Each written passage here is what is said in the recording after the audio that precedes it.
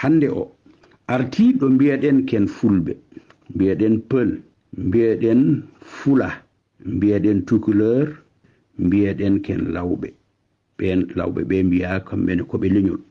Mbela noon ɓiɓɓe lawɓe ɓe kamɓe kam ɗo ɓayre lawɓe eɗen gandi ko ɓiɓɓe fulɓe, ko fulɓe jibini ɗumen pinal fulɓe ɗemgal mumen ɓe jogi, kono kamɓe ɓe mbaɗama bange limore, ɓe jaɓi waɗede bange limore eɓe mbiya koye maɓɓe koɓe lawɓe.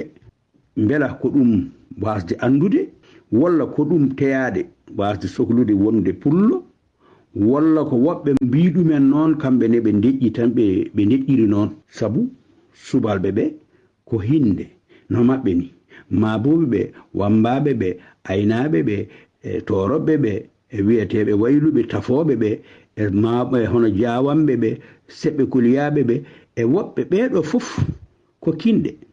Kono ɓeɗo hay hen goto innaka waɗa bange caggal pullo, koye nder limore wiyeteɓe peul o, walla wiyeteɓe fula o, walla wiyeteɓe tukuleur o, hen tan kamɓe goni ɓe jeeya hen.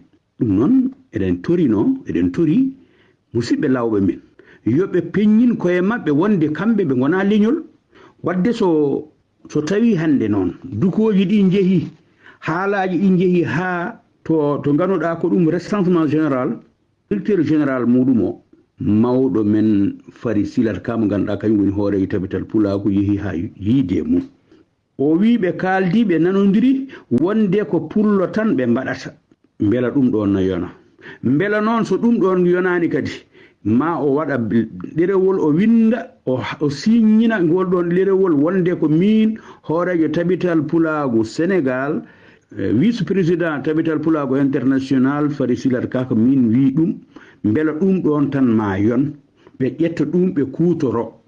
So tawi ɗum ɗon yonata hoɗo gonɗen enen, so tawi ɗum ɗon noon kadi waɗama gasi, bandam an joɗiɗoɗa mbiɗa an ka tukulor o, walla an joɗiɗa mbiɗa an a wona pullo ka toroɗo tan, walla an ka labbo tan dariɗa bange ma.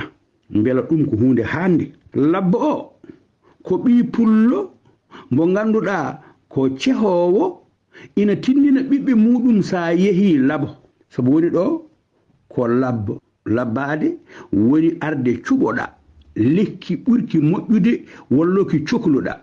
Lawo ha joni artata koye serdude ko wondi lawol nokku goto, woodi hen ɗi cohluɗa lawaɗa ɗi mbiyeɗa ya sa yeehi lawa damɗi ɗi tan ɓoli, walla sa yeehi lawa toru hono wiyeteno caparoji ɗi kettinaɗi bange, walla debbi ɗi mbaɗaɗi bange.